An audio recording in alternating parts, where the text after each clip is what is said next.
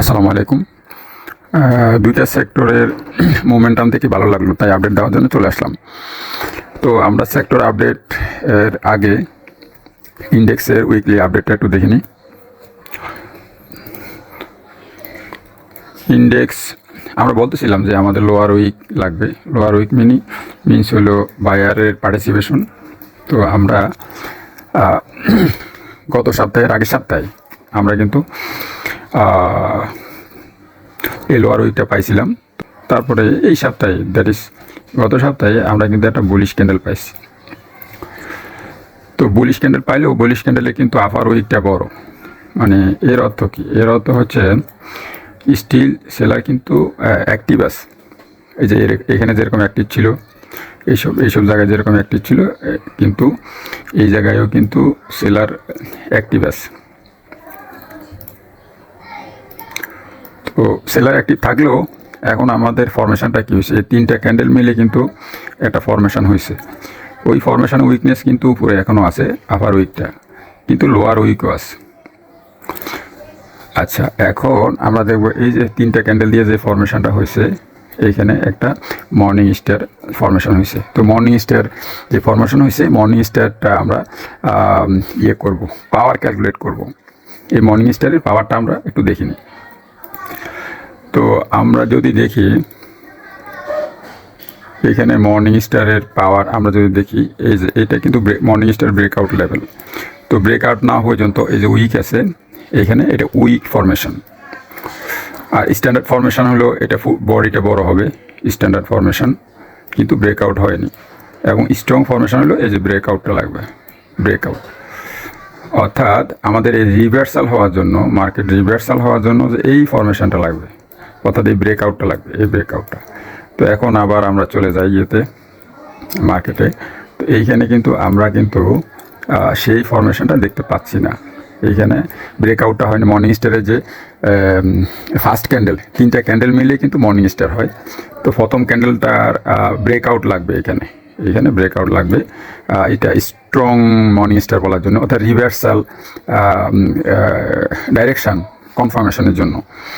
তো পাশাপাশি তার মানে আমরা কী পেলাম? উইক ফরমেশন পাইছি। পাশাপাশি আমরা এখানে আবার আপার উইক বড়, যেটা বোঝা যায় সেলারের পার্টিসিপেশন এখনও স্ট্রং।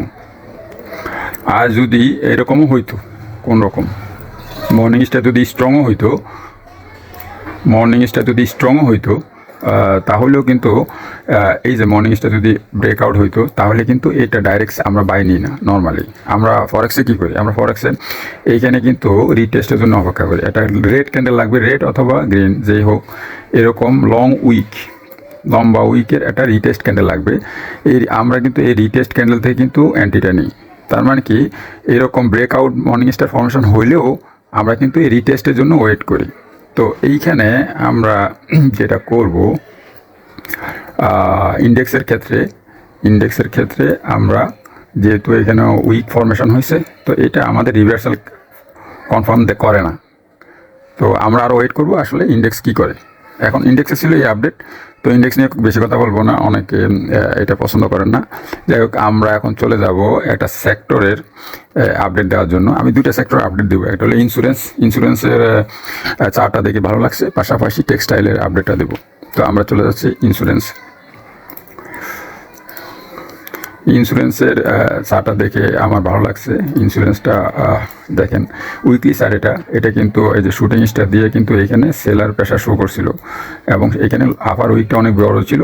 এই আপার উইক বলতেছে এখানে স্ট্রং সেলারের পার্টিসিপেশন স্টার্ট হয়েছে। তারপরে কিন্তু আবার এই যে গত সপ্তাহের আগের সপ্তাহে কিন্তু এইখানে একটা হ্যামার ক্যান্ডেল তৈরি করছে। হ্যামারের লোয়ার উইকটা দেখেন অনেক বড় ছিল। এটা বলতেছে যে এইখানে যে স্ট্রং সেল আসছে, এটা কিন্তু বায়ার অ্যাবজর্ব করছে। বায়ার অ্যাবজর্ব করে এখন বায়ার কন্ট্রোলটা নিয়ে নিছে। এই লোয়ার উইকটা বলতেছে যে এইখানে বায়ার কিন্তু সেলারের প্রেশারটা অ্যাবজর্ব করে ফেলছে, নিয়ে ফেলছে, এবং কন্ট্রোলও নিয়ে ফেলছে। এবং লাস্ট উইকে কি দেখেন, এই ক্যান্ডেলের লোয়ার উইকটা তৈরি হয়েছে এবং ক্লোজ হয়েছে এটার উপরে। তার মানে কি, এখানে যে সেল প্রেশার আসছিল, এটা কিন্তু বায়ার অ্যাবজর্ব করে বায়ারের কন্ট্রোলে নিয়ে নিছে।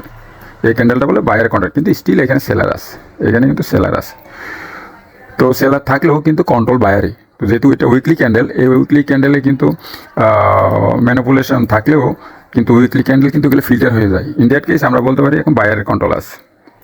ইন্স্যুরেন্স সেক্টরের বায়াস কিন্তু এখন বাই সাইড। তো ভলিউমও তাই বলতেছে, এখানে ভলিউম তাই বলতেছে। তো অল টুগেদার সব মিলে ইন্স্যুরেন্সটা আমার কাছে স্ট্রং বুলিশ মনে হয়েছে। আবার আমরা যদি দেখি ইন্স্যুরেন্স সেক্টরে যদি স্টকগুলোও দেখি, অনেক স্টক আছে এখন ব্রেকআউট হয়ে কিন্তু রিটেস্টে আছে। তো যারা ব্রেকআউট হয়ে রিটেস্টে আছে, এই রিটেস্ট করার পরে কিন্তু আপনারা এগুলো বাই করবেন, কারণ ইন্স্যুরেন্সের অলরেডি প্রাইস বেড়ে গেছে। যেগুলো প্রাইস বেড়ে গেছে এগুলা কিন্তু রিটেস্টের জন্য ওয়েট করবেন, রিটেস্ট করে তারপর আবার বুলিশ মোডে গেলে তারপরে এগুলো বাই করবেন। ইন দ্যাট কেস আপনি স্টপ লসটা খুব ক্লোজে পাবেন, ছোট স্টপ লস পাবেন। আর যারা সরাসরি কিনে ফেলবেন অন্যদের কথায়, এদের স্টপ লস অনেক বড় হবে, অথবা অনেক মানে 1 বছরের জন্য আটকে দিতে পারেন। তো সবগুলো ইন্স্যুরেন্স সেক্টরে কিন্তু সেক্টর মুভমেন্ট ভালো হলেও কিন্তু সবগুলো স্টক কিন্তু বাই সাইডে নাই, অনেকগুলো স্টক আমি দেখি সেল সাইডে আছে। তো আমরা ট্রাই করবো রিটেস্ট কমপ্লিট করে যেগুলো আপ সাইডে মুভ শুরু করছে ওগুলোতে এন্ট্রি নেওয়ার জন্য। তো এই ছিল আপডেট। ধন্যবাদ, আসসালামু আলাইকুম।